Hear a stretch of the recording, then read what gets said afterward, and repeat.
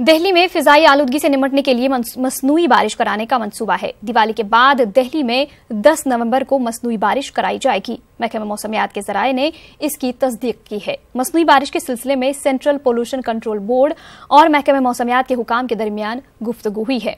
IIT Kanpur के माहिरीन से भी राबिता किया गया है।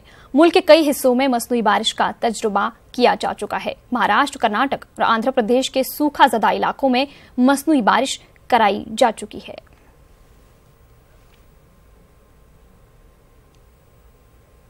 उधर लखनऊ में 24 साल बाद इंटरनेशनल मैच आज इकाना स्टेडियम में होगा। यह मैच इंडिया और वेस्ट इंडीज के दरमियान खेला जाएगा। शाम 7 बजे से यह मैच शुरू होगा। स्टेडियम मैनेजर ने नाजरीन के लिए गाइडलाइंस जारी की हैं। स्टेडियम में बैग, टिफिन, मौसीकी के आलात, मोबाइल, कैमरा या फिर किसी भी तरह का ऑडियो वीडियो रिकॉर्ड करने वाले गैजेट्स पर पाबंदी आयद की गई है।